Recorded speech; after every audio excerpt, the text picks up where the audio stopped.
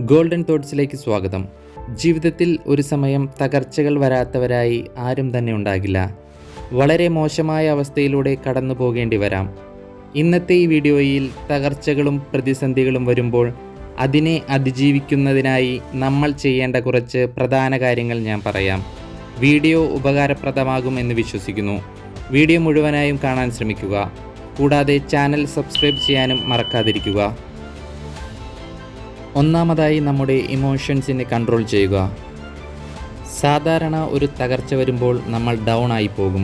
നമ്മുടെ മനസ്സ് എല്ലാം നെഗറ്റീവായി കാണും. വിധിയിലും നമ്മുടെ ഭാഗ്യക്കേടിനെയും കുറിച്ചും ചിന്തിച്ചുകൊണ്ടിരിക്കും. എന്നാൽ ആ സമയം ഇമോഷൻസ് ഫീൽ ചെയ്യുക. പക്ഷേ ഒരിക്കലും ഒരു ഡിസിഷൻ ഇമോഷൻ കൊണ്ടെടുക്കരുത്. നിങ്ങൾക്ക് കരയാം, പ്രാർത്ഥിക്കാം, മറ്റൊരാളോട് ഉപദേശം തേടാം. പക്ഷേ തീരുമാനങ്ങൾ എടുക്കുമ്പോൾ ശാന്തമായ മനസ്സിൽ നിന്ന് മാത്രമാകണം.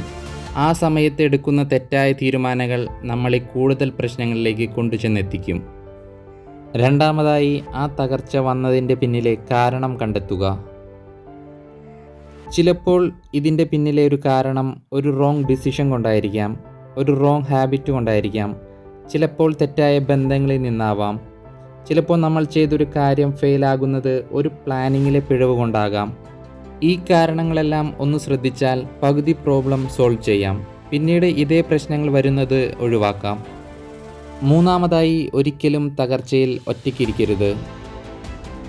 പ്രശ്നങ്ങളിൽ ഒറ്റയ്ക്ക് മനസ്സ് നെഗറ്റീവാക്കിയിരിക്കുന്നതാണ് ഏറ്റവും ഡേഞ്ചറസ്. മനസ്സിൽ കൺഫ്യൂഷനായി ഓവർ തിങ്കിങ് ചെയ്തുകൊണ്ടിരിക്കും. ആ സമയം talk to one positive person, ഒരു നല്ല സുഹൃത്ത്, അമ്മ, അച്ഛൻ, വൈഫ്, മെൻറ്റർ, ഇവരോടുകൂടെ ആയിരിക്കുന്നത് നമ്മുടെ മനസ്സിനെ ശക്തിപ്പെടുത്തും. Positive energy connects to positive solution. നാലാമതായി, ഒരു ചെറിയ കാര്യം ചെയ്തെങ്കിലും ആ പ്രശ്നത്തെ അതിജീവിക്കാൻ ശ്രമിക്കണം. പണമില്ലെങ്കിൽ ചെയ്യാൻ കഴിയുന്ന സ്മോൾ ഇൻകം വർക്ക് സ്റ്റാർട്ട് ചെയ്യണം. ആരോഗ്യ പ്രശ്നമാണെങ്കിൽ ശരിയായ ചികിത്സയും നല്ല ഭക്ഷണവും ചെറിയ വ്യായാമവും ചെയ്യണം. മനസ്സിൻ്റെ ആരോഗ്യത്തിന് മെഡിറ്റേഷനും മനസ്സിനെ ശാന്തമാക്കാനുള്ള കാര്യങ്ങളും പ്രാക്ടീസ് ചെയ്യണം. അഞ്ചാമതായി, ആ പ്രശ്നത്തെ ആക്സെപ്റ്റ് ചെയ്യുക. പ്രശ്നങ്ങൾ വരുമ്പോൾ അതിനെ ആക്സെപ്റ്റ് ചെയ്താൽ മാത്രമേ സൊല്യൂഷന് വഴി തുറക്കൂ. ആക്സെപ്റ്റ് ചെയ്യുന്നത് ഒരിക്കലും പരാജയമല്ല, അതൊരു ക്ലാരിറ്റിയാണ്. മുന്നോട്ട് പോകാൻ, ഈ പ്രോബ്ലത്തിൽ നിന്ന് പുറത്തു കടക്കാൻ നമുക്ക് എന്ത് ചെയ്യാമെന്ന് ഒരു വ്യക്തത വരും.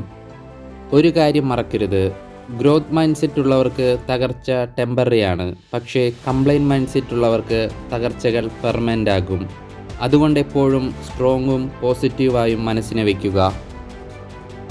തകർച്ചകളും പ്രശ്നങ്ങളും എപ്പോഴും നിങ്ങളുടെ കഥയുടെ ഫുൾ സ്റ്റോപ്പ് അല്ല, പുതിയ ചാപ്റ്റർ തുടങ്ങാനുള്ള കോമ മാത്രമാണ്. ഇപ്പോൾ നിങ്ങൾ ഡൗൺ ആണെങ്കിൽ അത് താൽക്കാലികം മാത്രമാണ്. നിങ്ങളുടെ ഫ്യൂച്ചർ ബ്രൈറ്റ് ആകും. പക്ഷേ അതിലേക്ക് നിങ്ങളെ നയിക്കേണ്ടതിൻ്റെ പൂർണ്ണ ഉത്തരവാദിത്തം നിങ്ങളുടേതാണ്. Stay strong, stay positive, you will rise again. Video ഇഷ്ടമായെങ്കിൽ ലൈക്ക് ചെയ്യുന്നതിനോടൊപ്പം നിങ്ങളുടെ അഭിപ്രായങ്ങൾ കമൻറ്റ് ചെയ്യൂ. വീഡിയോ കണ്ടതിന് നന്ദി.